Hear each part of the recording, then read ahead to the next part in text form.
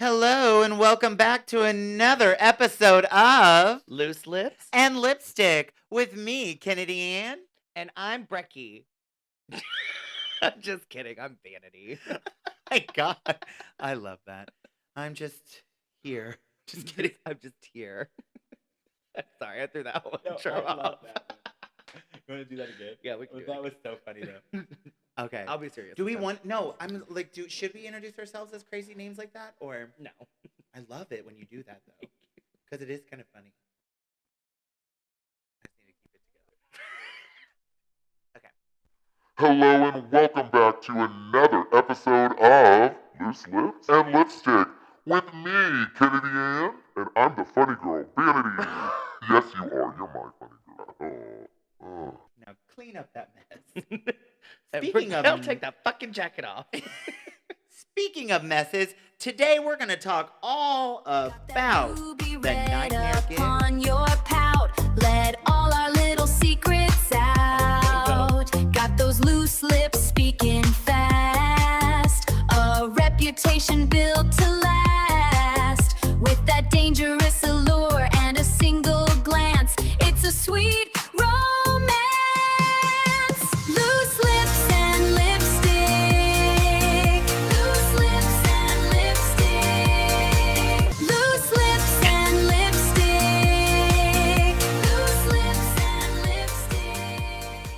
Hello and welcome back to another episode of Loose lips. And Lipstick with me, Kennedy Ann Scott. And that other girl, Vanity. Oh, hi, other girl. Hi. How are you? I'm not dead yet, so there's that. Thank God. I would be worried because then Would you? Because I wouldn't be. you'd be okay. That'd be great. Well, so what's been on your mind lately? Nothing. Nothing. Crickets. Absolutely. Smooth brain, no thoughts. Oh, God. I want to be you. No, you don't. I know. I know. Well, today we are going to be talking about nightmare gigs and nightmare queens. I'm excited. I know. This is what you've been telling me about all week. You're like, we've got to talk about this or I'm going to die. Did I say that? No. Oh, okay. It adds for the effect, girl. Oh, gotcha, I'm gotcha, just gotcha. But let's talk about some of the nightmares. Let's just rapid fire some nightmares that we've experienced. Okay. Drunk DJ. Oh. No. You would not go after Nana Phil like that. I didn't say it was her. Oh. Anonymous. Well, I would say, okay, you said drunk DJ. I would say check the music before you actually play at the gig. That's a nightmare. That's a nightmare. And unprofessional MC. Oh, Nightmare. yes. Mhm. Speaking of, I can't believe they let you host this past I weekend. know. I was shocked too. Anytime they hand me the microphone, I'm like, somebody wants to lose their job today. Yeah. Pew, pew, pew. I would also say another nightmare is late queens. Late queens. Just unprofessional queens. In Yes. general. I mean, I did a gig one time and the girl showed up like as I was doing the first song. I don't know if I'm supposed to share this, but I'm going to. I was at a gig this past weekend, and the girl decided that she was just not gonna show up. Oh, really? Yeah. Well, dang. Yeah. I So, want that life of luxury. Must be nice to be so independently wealthy, as Deception would say. I want to be independently wealthy. Did you say lovely? I don't know what I said, to be Oh. honest. And it came in your brain and out your Yeah. mouth, and then it was gone. You're rubbing off on me. Oh. Aw. But yeah, so today we're going to really dive deep into some nightmare gigs. Just kind of Mhm. like talk about, it's almost kind of like a rite of passage Yeah. in the queendom. I mean, And kingdom. I think honestly, if you don't have at least one or two bad gigs under your belt, you're not doing drag. I agree. Just like if you're not wearing nails, you're not doing drag. Yeah. I said it. So what was one of the, I guess, most nightmarish gigs that you've ever done? I will say the most painful gig I have ever done, and it was a very sweet gig. But looking back at it now, I come from a different mind space. It's Mhm. fine with me now. It's great now. But at the time, I remember being so fucking miserable.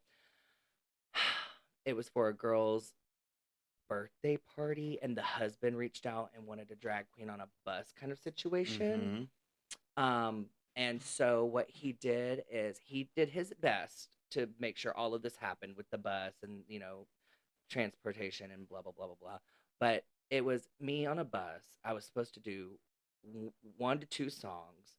One of them had to be Pink Pony Club, and there was going to be music on like a system in this bus. The music was a boombox, and I did 6 numbers because then I tried to sit down and play a game with them, and they were not responsive. Except for the birthday girl. She was having a blast. The husband was having a blast, but you could tell everybody else in the party was kind of like, when did the faggot get here? Oh no. I've been in some of those before. It was rough. Yeah. It was rough. I hated it. And then the fact that you have to keep just going yeah. and being I mean, because bubbly what do you and- do? Because it was a 30-minute ride. Yeah. And so I was thinking, okay, 1 number, talk to him for a second, do another number, maybe play a game. Yeah. Mm-mm. They weren't giving you nothing. They weren't giving nothing. Ugh. And it was like I said, it wasn't like a school bus even. It wasn't even like a short bus of a school bus. It was like a Ford Transit. Oh gosh. Mm-hmm. Well, that's a lot to take in. Mm-hmm. There was, so I would say a painful experience that I had. Like, I was hired to do I do a lot of corporate events Yes. during the summer times and all that too. And I was hired by one, and I showed up, and it was like this gymnasium. So like a very wide gymnasium on Vanderbilt campus. Mm-hmm. And there were probably like 20 tables, 4 people, and like their sound system wasn't The best. like the best, so Mhm. you could hear my shoes, Just and I'm just lip syncing, and all you hear is a horse. and all you hear is like, They're like, when is it gonna neigh? yeah, and and God bless the one lady. She was like clapping along, like Yeah, she trying was to get into trying. it, and I wanted them to have the same experience, Well, of course. as well, because 4 people, 12,000 people, it's still people you're Mhm. entertaining. And I walked out with a whole thing of salad and pasta. Like, they're like, well, we over ordered, so here you go. And I'm just walking. I got dinner for 2. Nom, nom, nom, nom, nom, nom. I know. It was one of those like big silver trays, and I was like, look at me. Did it come with never-ending breadsticks too, bitch? Oh, I didn't get breadsticks. Oh, because you weren't family. No, I was. That's a good one. Oh my god. Oh my gosh. So, I'm sorry, I just cackled myself. Lord, we're here at the Cackle Camp. The cackle what? Cackle Factory. I I can't talk. don't know what you just said, but I'd like to see it written down. Thank Oh, you, Lord. Ariana. Yeah, I want to see it because I got motor mouth. All right. So, continuing on this crazy train, let's get into some more talk about nightmare gigs. What was the last thing that went wrong for you on stage? I don't know because I'm perfect, so That's a lie. that is not a lie. I don't know what was the last thing that went wrong for me on stage. I mean, I feel like doing six shows a week at 6 numbers a pop. Like, I mean, I'm sure there's something like a belt came off, or my foxtail went flying across the room at brunch. That was great. Yeah, my shenanigans, it always happens backstage. So recently I fell and sprained my ankle really bad because I was back there cussing out 2 other drag queens for fun. And then next, I was standing there and I was making fun of these 2 drag queens backstage for an open stage. And the next thing I know, my ankle went that way and my foot and my knee went that way. And it was just, yeah. Some would call that karma. Yeah, they did. And then I killed her. Oh my god. Dang. Well, we all have to go at some point. Yeah, well. Some faster than others. I would say the thing that went wrong, this probably happened. You getting in drag. Yes. Me getting in drag. Every time. Damn it. You never know when to stop. Do I you? don't. I'm like one of those little monkeys with the cymbals. Just keep going with an Energizer battery. Jesus Christ. But no, I was doing Dua Lipa's Houdini, and I was Oh, like, you Houdini'd already. yeah, and I was like, oh, I have an idea. So I had put those scarves, like what magicians put up in their sleeve, Yeah, and the the ones that are- different fabrics come out. Well, I was trying to be, because those are expensive. So I was trying to be a little thing. So I had like the ones that's kind of like crepe paper. And so I had one in my arm and I had one in my coochie region. And I was like, trying to pull it out. Well, it kept ripping. Just looked like little pieces of toilet paper because it was really hot.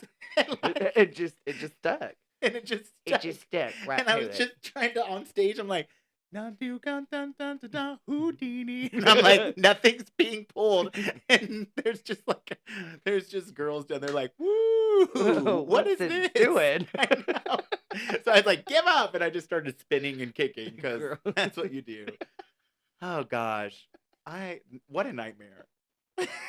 Like to be my inner child in that moment saying like, I want to go home right now. You know what that was for you though? That What? was the blotting papers. That's what it was. It was blotting you down there. It was blotting me, honey. She overheated and took the paper with her. God. Somebody done left the microwave on. We love that. I Mm-mm-mm. lost my notes. No, you're okay. You're okay. You're okay. Speaking of rite of passage though, at gig, like what do you think is another rite of passage for drag queens? Like what do you feel is like a necessity experience for them to have? I would say a cramped dressing room that's also a linen closet. Oh gosh. Girl. It's so bad. It's so bad. It's so bad. Oh my gosh. I don't know if I've already told you, but when I first started, I started off in like a bar attached to a fucking gas station. Mhm. And I'm telling you, Kennedy, the dressing area was, I mean, I think one girl comfortably could have gotten dressed and they shoved all 6 of us in there. And it was disastrous. It's so bad. So bad. So bad. So bad. And like, and I get it. Space is limited in Mhm. bars. Yeah. Like I get that, but like you have to have some thing. I also think that getting dressed in a kitchen is a fucking must. If you are a drag queen and you've never gotten dressed in some sort of kitchen or makeshift kitchen, Basement. the basement kitchen, hair kitchen. Oh, I've gotten dressed in a freezer at Coyote Mhm. Ugly. That was amazing. It Yeah. was so comfortable. I guess just anywhere that they can fit us. Just Yeah. if you haven't experienced that, like if you've just walked in and you're like, oh, this is such a cute dressing room. If it's labeled dressing room, you have not lived. You have not lived. No, honey, you have not. If it doesn't say employees only or all employees must wash hands, yeah, you have not lived. Right. And if you have not been in summer drag with the air conditioner off in 100-degree Oh weather gosh. and you're sweating and the lights are hot, And it's like the more you try and fix it, the worse it's the getting. worse it gets. Yes. If you have not Done an almost- outside gig, Oh yeah. you have to do some sort If of you have outside not gig. sweated off your eyebrows, you have never done drag. I don't have those though. So. Oh, that's what that look is. Mhm. Rufus from Kim Possible. Or Whoopi Goldberg. Oh well, yeah. Whoopee. But yeah. So I would say if you haven't done some of those, then you really are missing out. Yeah. And 'Cause- get some experience under your belt. Well, because those are kind of like where the real fun stories Yeah. come from. Backstage is, I think we've said this before. Have you ever had to do your makeup in the dark because the lights went out? Yes. Is that every time? No, not Oh. every time. But there was a show one time that the girls had at Stir Up, and they got a camper, and the lights went out in the camper, and not me. I couldn't make that show, but I showed up, like halfway through just to like be like, oh here I'm support, and we have just pissed off queens in Yep. the dark of this thing, and I'm like, oh my gosh, I Mhm. am so glad this is a nightmare. Girl, I don't remember when it was exactly. It was a couple years ago. It was post COVID, I think. But anyways, we were doing a show and all of the lights in the whole bar, it was like a transformer blue. And so the whole bar was down. Like there was no electricity. And we were like, well, we don't know if we're gonna have a show. So I mean, I wanna be ready because knowing how the bar works, as soon as those lights come on, like we're gonna have to have a show going. Like Yeah. boom, boom, boom, boom, boom. And so we're all back there and we're going around the bar looking for any phone that was charged, Mhm. any flashlight, and we were propping them up and having to paint our faces in the dark. I was probably one of the smarter ones and realized that, oh hey guys, it's still daylight outside. Yeah. So I went and sat in front of the window. I'm glad you saw that light. But that was the only light that you could get in the bar. Yeah. So yeah. No, I think there's so many crazy things that Mhm. happen, like especially like when tech goes down. Oh yeah. That's a nightmare. Like when they play the wrong song. Mhm. Now, here's my thing. Okay. When they play the wrong song, and Mhm. in many of the times I know the song, Mhm. so I'll just press through it and be a professional, and Mhm. I will just keep doing the song. Correct. Do you think do you think it's appropriate, or I don't want to say, I guess maybe, do you think it's appropriate for a queen to be like, nope, not doing that, reset and do it again? Here's the thing. I have a double viewpoint on that. I see both sides of the fence. I'm kind of like with you. I will do the song as long as I know it, or know it well enough to fake it till you make it. But I also am not gonna. I don't really want to fault a queen. Let me preface that. I don't want to fault a queen for wanting to not do it and reset. But at the same time, I want to fault a queen because I think that that's kind of part of that showbiz kid mentality. Yes. And so, like, it kind of comes off or comes across as kind of privileged, like for the world to stop because you're not having a great time, in Yes. quotations. Yes. So I don't know.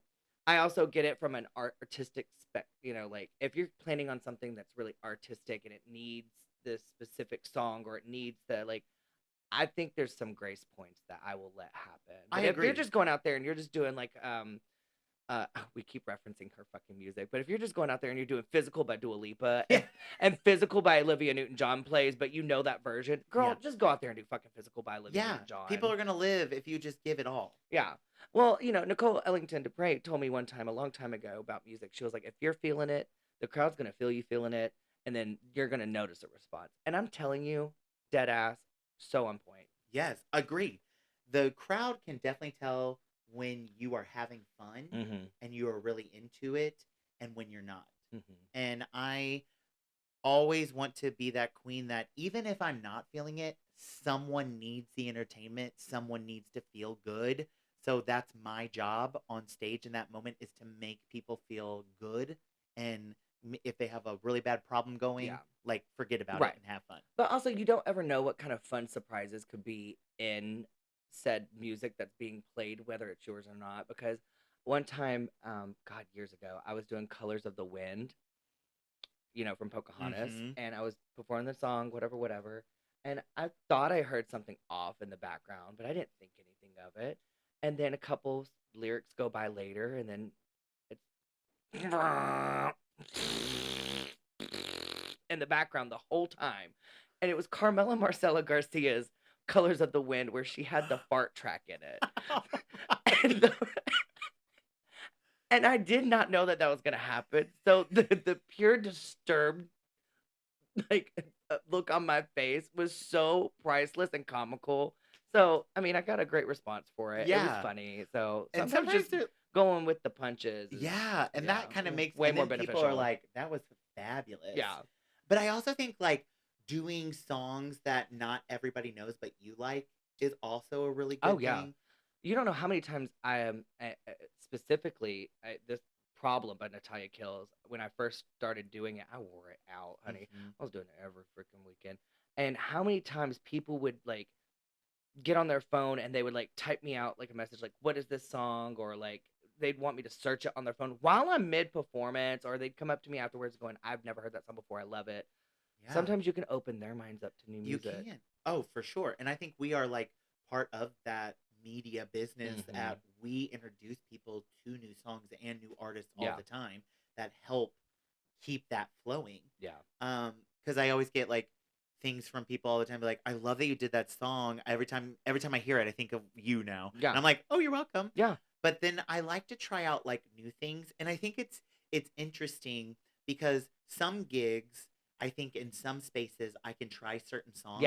And in other spaces when I try it, it's like, because, like, so I work at Lipstick primarily, and one night I did In the Arms of the Angels by Sarah McLachlan. And behind me on the screen playing was People in Pup Play. And so I Shut did up. Arms of the Angels, and I had Pup Play playing behind me, and then I did her commercial halfway through, and I was like, Yes. "Hi, I'm Sarah McLachlan, and for $13." Fuck yes. And it didn't go over as like I really was hoping it would go over, but it was also, I think, the venue for Mhm. that, where I think it would need to be more of I think Tribe would be fucking amazing yeah, for it. I think that would be it because of the clientele that goes. I also really love my number that I do, Hands by Jewel.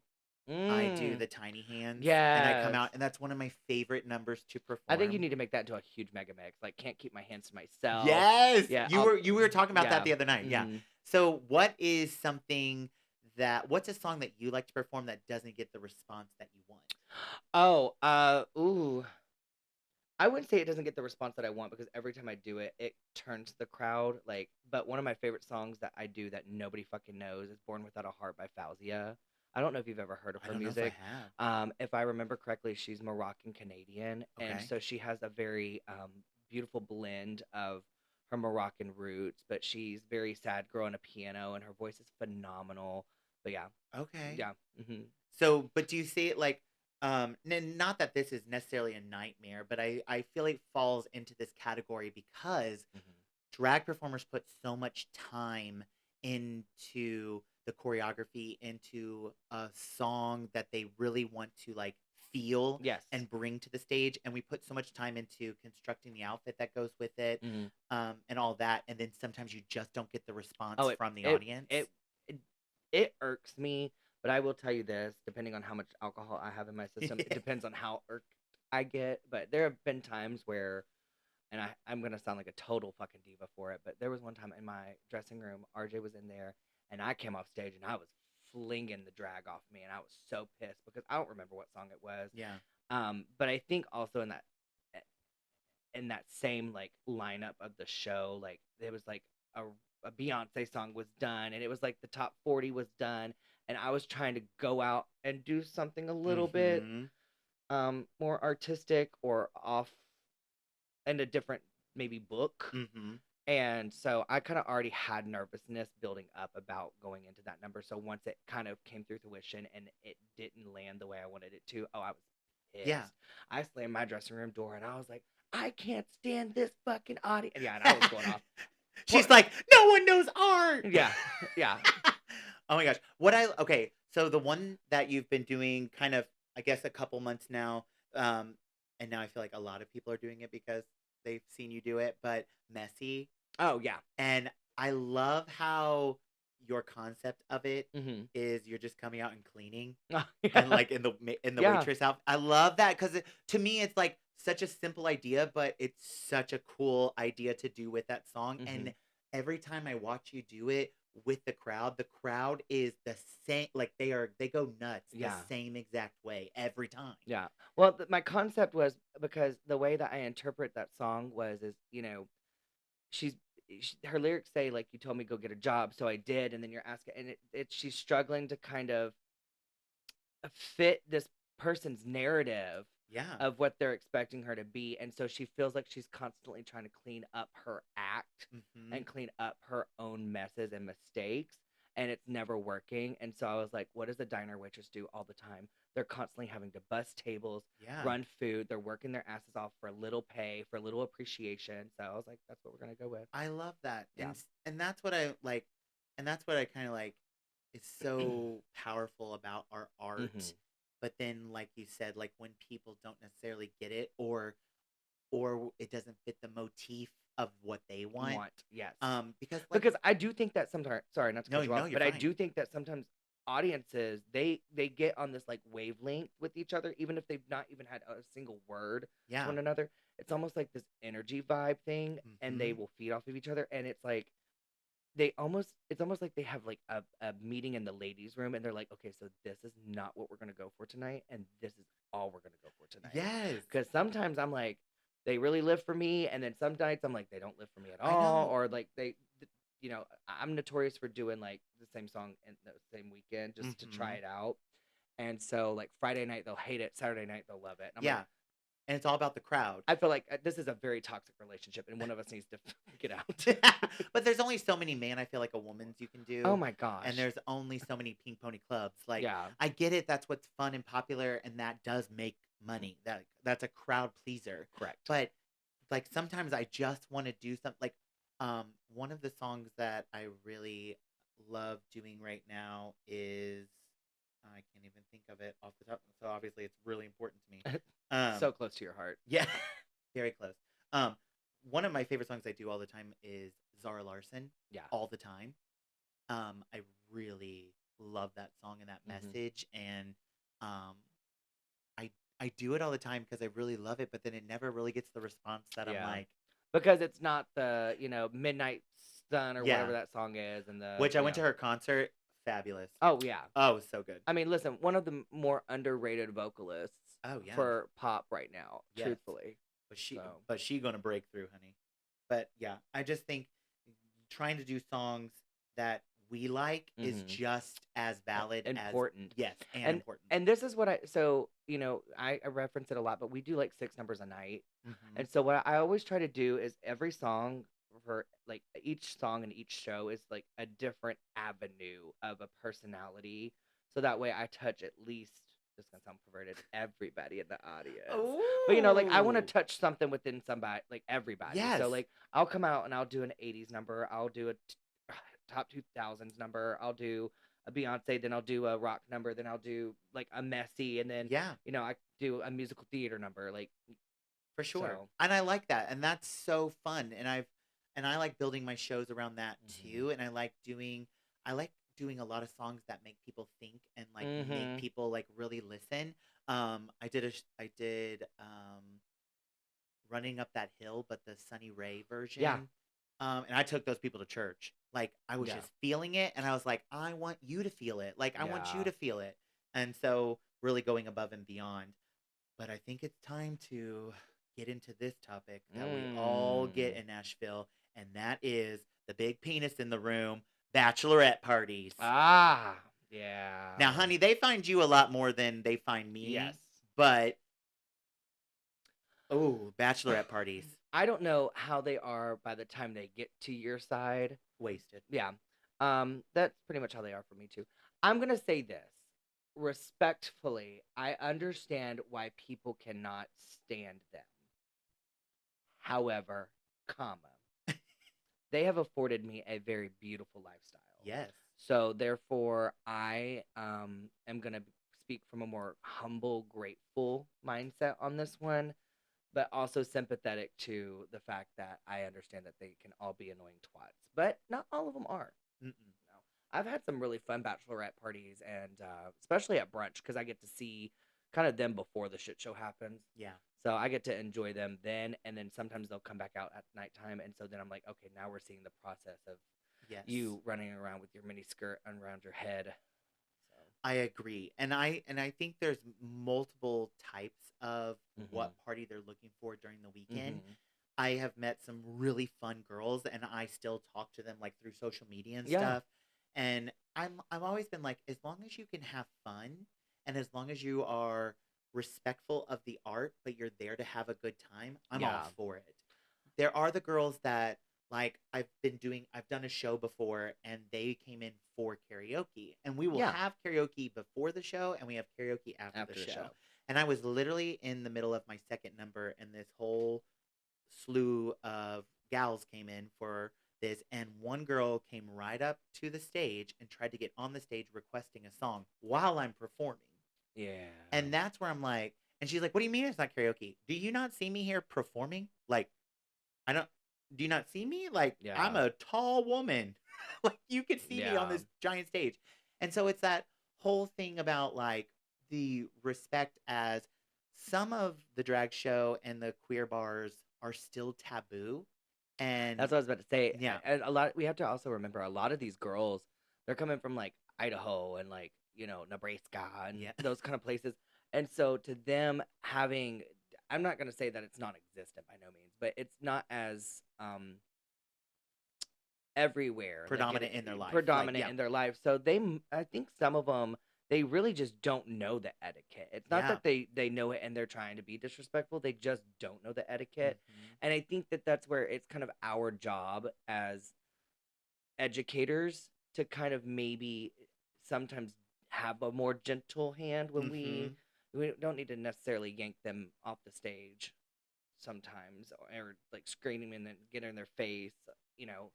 But you always know which parties you can get by with that, because Yes. they're not just being a nuisance about getting on the stage. They're being a nuisance while you're trying to MC. They're being a nuisance while you're trying to get a drink at the bar. They're being a nuisance the whole experience. Yeah. So therefore, my sensitivity is kind of numb or benign Yes. to that. But Oh my gosh. you know, if they just walk in and they didn't maybe necessarily know the rules Mhm. or the code of conduct, Yeah. So it's kind of like it is Yeah. our job to kind of teach them the Yeah. ropes a little bit, and I Mhm. totally agree. but I and see also that. understand how irritating it can be when Yes. like Well, I think it becomes like, right, we have that whole thing about like, this is my night, this is my weekend, the entitlement. the entitlement of selfishness, but Mhm. then like but you're coming to a space where people are still fighting for their right to love who they Mhm. love. And so if you understand that we can all love together, and like Yeah. you understand at the end of the night that we're all fighting for the same thing, which is just us being humans, Mhm. then cool, let's party all night long together. Now I will say one of the most fun nights I've ever had at Lipstick Lounge Yeah. was a fraternity came in. Oh, Okay, so see, I have more horror stories about like fraternities and Okay. bachelor parties. and see, that's crazy. Yeah. And so they came in, and at first, drag queen on guard, right? Well, of course. They're coming into a lesbian-owned space. They're coming into a queer space. Mhm. And so you see all these boys start And you know coming they in. read the name of that lounge, Oh! and we're like, oh, there's gonna be lesbians, and they're gonna be hot Yes, lesbians. Yeah. yes. And so they're in there, and I'm like, okay, hold on. And so I'm like sizing them up and all this kind of stuff. And then it's like a person gets done singing. And so I go up on stage and I'm like, all right, who's drinking tonight? And they're like, whoa, whoa, whoa, whoa. And I'm like, oh gosh. And I was like, okay, raise your glass in the air. Let's do a toast. And one guy started to do a toast. I said, this is my show. I said, you're at a queen show. I'm in charge. And they go, ooh. And so I did a toast. And I did one of mine that are, my dirty Yeah. toast. And they were like, oh my gosh. And then it turned into like we were all kikiing. I was like, all right, now who's the gay one? And they're like, well, we think Jeff is. You know? Yeah. My name's Jeff. Yeah. And I'm like, but it turned into a thing. They were all interacting with lesbians and they were Yeah. having fun. And like, they were It was like, a good we time. didn't expect this night to happen. I said, baby, you never expect things to happen. And this is the good stuff. But it was like, it's good. But I mean, and then I've had a bachelor party that was really great. And then I've had a bachelor party Yeah. that was not so great. But just because they don't pay attention to where they're going, they're just like, oh, I'm going there. Yeah. I will say the majority of the bachelor parties that I've come in contact with, they were fine. They were great to deal with. I think what my superpower is in that setting with the bachelor parties is I make it very clear right off the bat. I'm not trying to fuck you. I'm not trying to convert you. And I do it in such a tongue-in-cheek, like snippy quip way that it's funny, and they can immediately let their walls down. And so then we start having that rapport, like you're my brother at that point, because I do have an Yes. older brother, so I kind of treat all straight boys as like I would my brother. Mm-hmm. Now every once in a while I'll make like a random joke, and I do not say this to my brother because that would be really gross, but like one of my favorite things to do at brunch is when I'm talking to a straight guy, I'll be like, what's your name? And they'll be like, oh, my name's like Derek. And I'll be like, well, that's weird. That's my brother's name. So it's going to be really weird when we're fucking later. And it's like, it breaks that tension and that ice really It quickly. does. And then we just kind of like kick it off there. But I've had, I was personally not involved in it, but I've heard this one time back at the old Susie's, Mm-hmm. there was a bachelor party, I think, or college kids. I don't know. But it was a whole group of men, and they were like throwing tables Oh, and dishware and like, yeah. see, and Being very disrespectful to the queens to where the Yes. point to where the drag queen on duty literally looked at the manager, said, I'm not going back out there because I don't feel safe yeah, because they're throwing things. And yeah. What do you do in those? Yeah. It's So. and I think again, it kind of it falls on us to also educate them, but it also falls on them to have good manners just Correct. in public. Correct.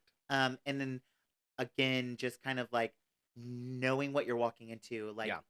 we like as drag performers, we always have to feel the room. We have to Mhm. understand the temperature of the room and where everyone is. And not just for us to do our job, but for Yes. us to make sure everybody's safe. For sure. Because, like, we're the eyes and ears. Yes, and I feel like at Lipstick it's a little easier than maybe for you at Play, but like mingling and talking to people like before a Mhm. show, I will go in a walk around and I will Absolutely. yes, introduce myself and because I want to know where the crowd is because Yeah. one, it makes me a better host. And Mhm. so understanding the temperature of the room and understanding who's in there because some nights at Lipstick we have predominantly straight people Yeah. who don't understand what drag Mhm. really is. They've seen it on television. They think they They think they know, but they don't really know. And then you also have some lesbians who that's like who are visiting. And in Nashville, we have something very unique where lesbians and gay men and all queer community comes together and hang out Mhm. together, where it's kind of segregated and separated in separated. other larger cities. Yes. And so when they come to Lipstick, they're like, because I've even had this talk where a lesbian was like, "You're a drag queen in a lesbian bar. Why are you here?" Yeah. And I said, "Well, I said, one, I'm just here to entertain and have a good time just like everyone else. And I said, I've also been here for over 13 years. So I know how to entertain everyone, Right. not just one group of people." And by the end of the night, she was like, "I had a really good time." And I'm like, that's all that That's all it all takes, that really though. takes and Yeah. all that matters. And it's just really understanding, where we fall in Mhm. the etiquette portion. Yeah. Just make sure that you're like a good human. Yeah. And it's not that hard, guys. So that was kind of like where I wanted to take that, but I also kind of want to talk. Okay, this could get juicy. Oh, great. I want to kind of talk about. No wine. We should be okay. Yeah, I want to talk about the late queens, the ones that always show up late. Okay. And I kind of want to talk about shows starting late. Mm. And this is not like me shooting daggers. I want to know where we got to the point where we kind of just are okay starting shows 15 to 20 to 30 minutes late. Yeah. Because as a teacher, my mindset is always time management and understanding that also at Lipstick I have a time frame. I have from Yeah. this time to this time to have dedicated to my show. Yes. So I want to make sure that everyone gets equal time. and I all that. think I will go ahead and just jump right in on that Yeah. topic. I think the only time that is really ever appropriate to start a show late is if you are waiting for the venue to maybe fill up or have more people come in. 'Cause, Agree. that's the only time that I feel like it is absolutely appropriate. Any Agree. other time, if you're doing it because so and so's not ready. Yeah. I mean, I have seen special instances where Yes. that was the case, and it was a very nerve-wracking experience Mhm. because it wasn't the fact that, oh, she's just taking her sweet time getting ready. It was Yeah. like her alarm didn't go off. She is panicked. She's not having a great time. Yes.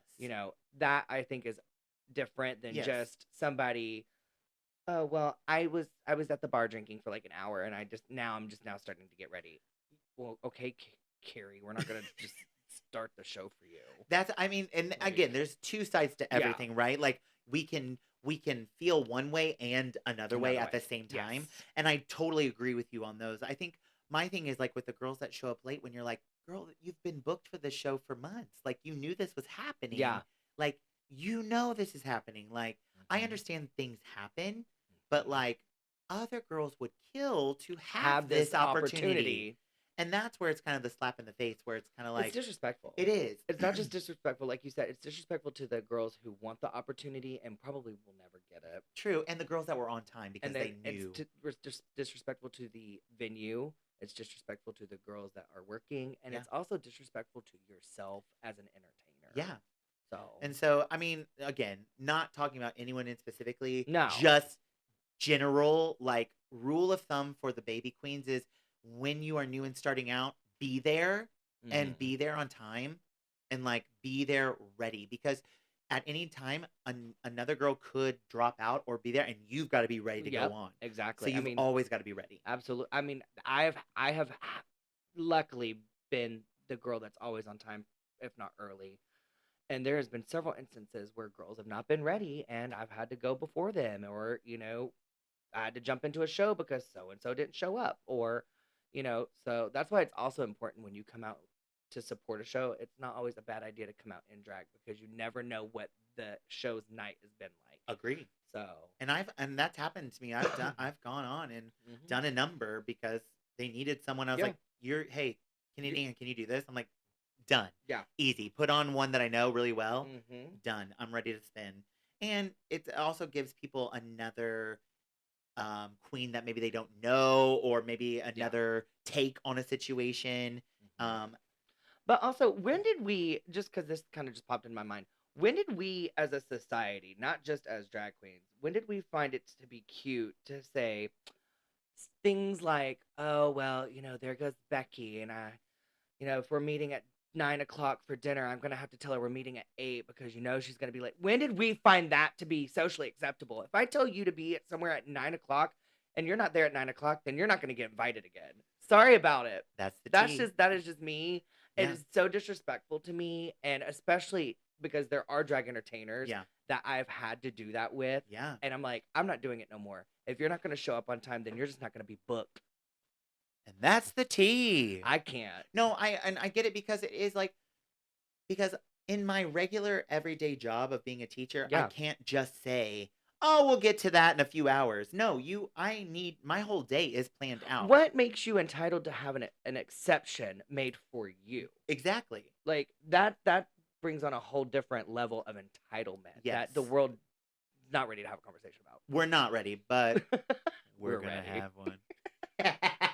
So I guess my whole encompassing thing of, yes, shows are a nightmare sometimes, and some things go wrong. We're human, right?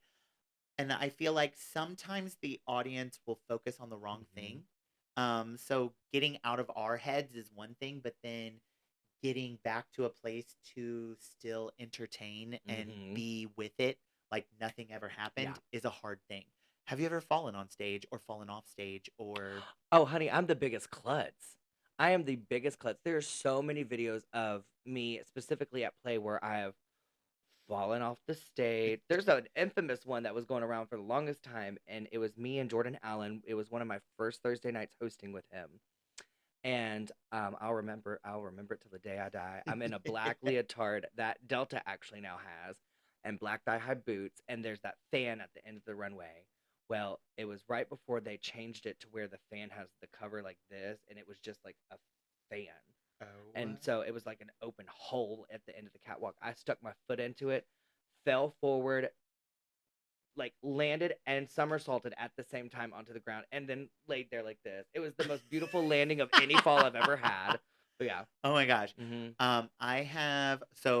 I did a show at a brewery, and it was outside, and then they had wood chips. Glamour. And oh my gosh, I would have been in my ankles. I was trying to do like a high kick and all this kind of stuff, and my ankles were just like shaking on jello. Yes, but I didn't fall. I have fallen once at Lipstick. I was coming off the stairs. I was coming off because we have like this one stair, and literally I rotated the wrong way, and I'm like, ooh. And it was the slowest fall. It was the slowest fall. There was literally a woman like this. Oh God. In her arms. I'm like, kill me now. Girl. And I just laid there, and I was like, this is where the song ends. Yeah. It's not my fault, but it's a funny one, and I have a video of it. I'll show it to you later. Yes. But it was during rehearsals for, what were we rehearsing? Anyways, a production, and Carmen Triple C.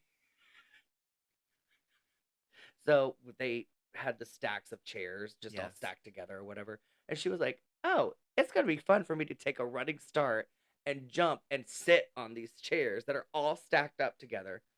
She made it on top of the chairs, and then the tower of chairs just slowly started leaning like this. And the whole time she's going, guys. And then Dee Dee's like up in the DJ booth, like trying to like do our music. And she's little bitty. Yeah. And she just looks down. She just starts screaming, Carmen. Oh my God, Carmen. And then the whole time Carmen's just slowly. It was the slowest. Meanwhile, Easy and who was it? I think it was manager Easy Love, and who was it? Somebody else. They were just standing there, and they're just watching it happen. And I'm like, y'all aren't going to offer to fucking catch her? She went crashing into the tables. It was so funny. Just, Carmen. Are you one of the people that will laugh when someone gets Yes, hurt and fuck then yes. say, yes, same? I'm always like, because I get so nervous, like Yeah. laughter, but then I'll always check on them. But Well, yeah, I'll laugh at first. Like, even in the video, you can see me. I'm watching it happen, and I just go, and then I just turn and I start snickering because I figured she was okay. And then finally, Dee Dee goes, Carmen, are you okay? And then Carmen just gets quiet for a minute. She raises her arm. She goes, I'm all right. I love that. Yeah, no, I'm definitely one to laugh. So after all this nightmare talk, why do we still do it? Why do we still do it? I do it because I love looking at myself in the mirror and going, God, I'm a beautiful bitch. That's exactly why. That's why I love looking at you right now across from this table. God, that's a beautiful bitch. Double chins and all. Yes. No, I do it because and it's gonna sound corny and cheesy. I love the craft. I love entertaining the crowd. I wish I was more confident in my comedic skills because I think I would try and do more drag stand up. Mhm. So that I might think be you could do something- it. that And might that's be just something, personally yeah. like what I think you could do. Yeah, I want to try getting into that, but that requires them giving me a microphone more often. And like I say, and every time they give me a microphone, somebody's losing their job. So I didn't even work there on Friday when I saw you, and I lost my and job. I lost my job. No, I do it because someone needs to see the craft. Yeah. Someone needs it in their life. I genuinely have a wonderful time kikiing with all the girls backstage. Mhm. Again, that is my favorite thing about it is the bonds that we create with other queens. sisterhood. The sisterhood. It really is real and Yeah. it's important. I wish we had a stronger sisterhoods in Mhm. some aspects, but I feel like I really feel like I try to go above and beyond to Be a bridge. for Yeah. everyone, just and give as many girls as I can or am able to a chance to Yeah. have their craft seen other places. Because I think being a predominant queen in like the East Nashville Yeah. area and my name and all that, I feel like I need to help. It's as almost many like your queens. responsibility. Yes, Yeah. I think well, because we are an older generation Yeah. now. Like I've been doing this for 18 years, so it is my turn to kind of help the next generation be Mhm. better than what we were, if that's possible. Not for me. Not for me either. Mm-mm. Mm-mm. I'm Listen, perfection. yes, my drag is simple, but I'm not to be messed with. What? Okay, Kathleen Turner, calm down. We went I'm to- not bad. I'm just drawn that way. Oh my gosh. But you know what? I think we had a really good conversation. Yes. And we're gonna take a quick little break. Oh, yes. And we'll be back. right back. Ooh.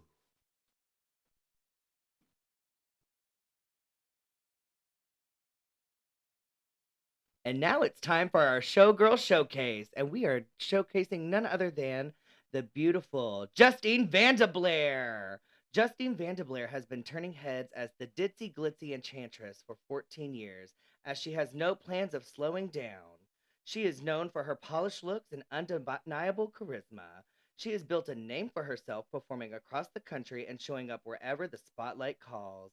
She has performed alongside major artists, appeared in media outlets worldwide, and has been crowned Empress of Charleston Pride. In addition to her performance career, Justine is also actively involved in judging drag pageants and is the proud mother of the Vandeblair family. As a senior drag prep nurse in Nashville, she remains deeply connected to her community. You can catch her online primarily on Instagram at handle Justine Queen Queen, where she interacts with fans and promotes where you can catch her next. So you can catch her all around Nashville. And once again, she is Justine Vandeblair.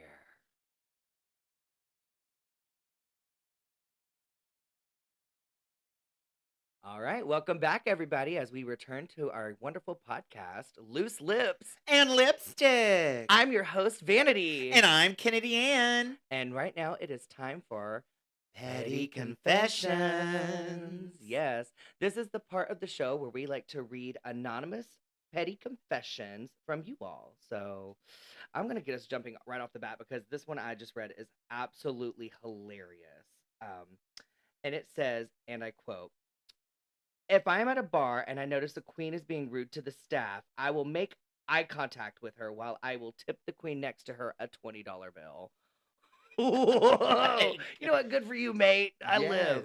First of all, I want to be the girl who gets the 20. I was the girl he was making eye contact with. That is so true. Oh my god. I feel like that could have been written about me, but not because I'm actually rude to the staff, but just because I love to rib them, and people can probably mistake my sense of humor for being disrespectful. You always rub me the wrong way, but in a good way. I rub you the wrong way, but you always come. Same. I get it. Yes, yes, ma'am. Yes, ma'am. Oh my gosh.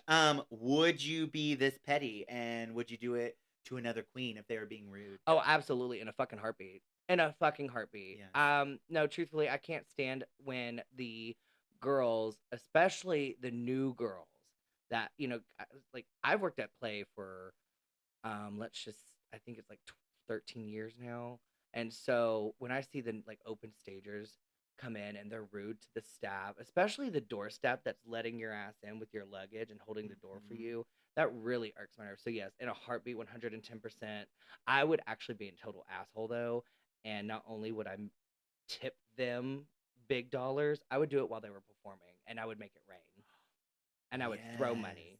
Yes, I've I done would that. too. To prove a point and to humble a person a little bit, I would definitely do this. Yeah, especially if I catch the said girl like standing in the crowd while another girl is performing, I will make it a point to throw money, and then when it comes time for homegirl to get on stage, she gets $1.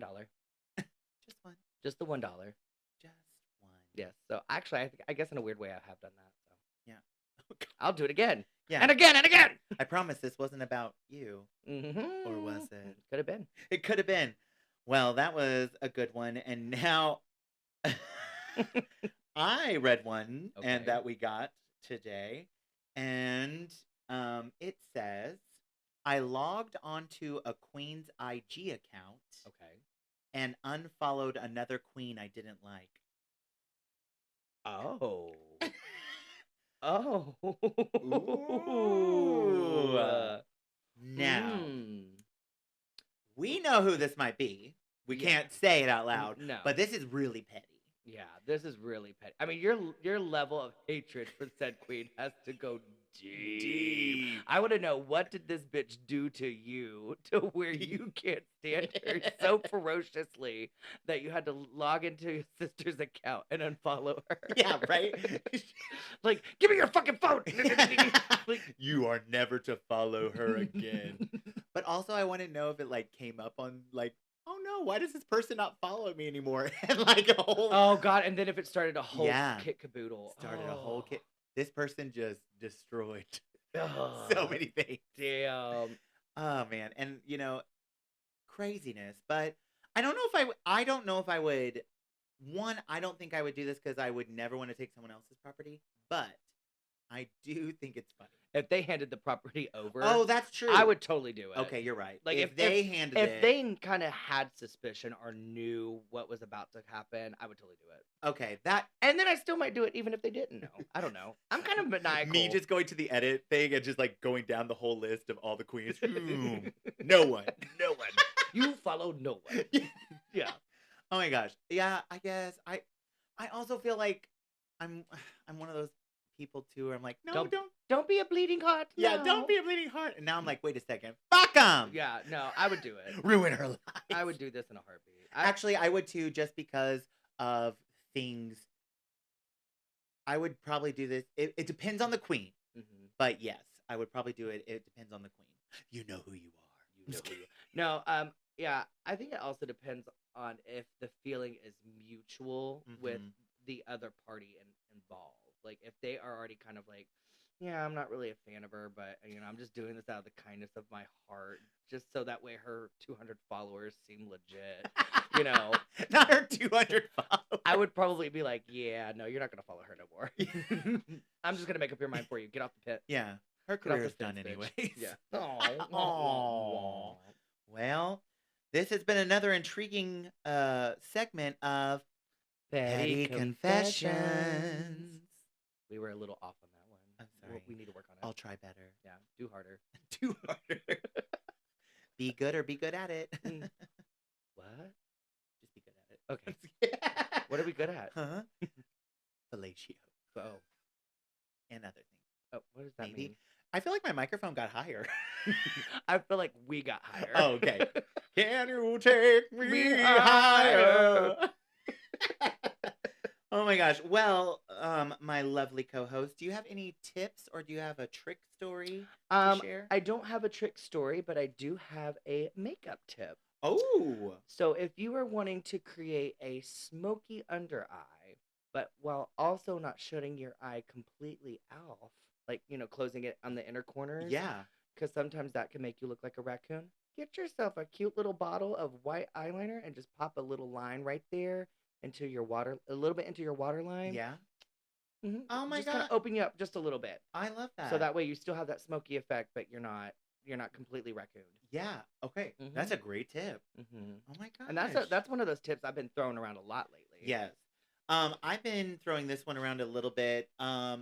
This tip is using a clear deodorant stick, Okay. and putting it on your forehead to your temples. Okay. And then I also do under the eye.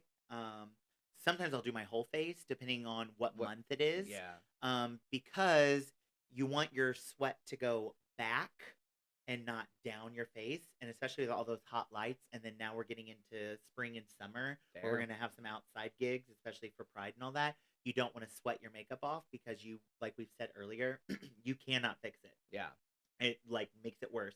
So there is some really good deodorants out there, clear deodorants that dry, and it Mhm. works as a primer as well, Wonderful. and your makeup just looks really good. That's a great tip because I just went the expensive route and got Botox. Hey, if you want to go that route, you go that route. I'm on So a not teacher only was budget. my I'm makeup on a be fro- teacher budget. Not only is my makeup frozen, but my face is too. Wonder which one. Which one did it freeze? The ugly one. So Mirror, So mirror. it's stuck like that now. Dang it. Oh my gosh. Well, I just hate to leave you, gal. Do you though? We hope you've all enjoyed listening to Loose Lips and Lipstick today with me, Kennedy Ann. And that other girl, Vanity. You can find me on all socials at Miss MS Kennedy Ann Scott. And you can find me on all socials at The Only Vanity.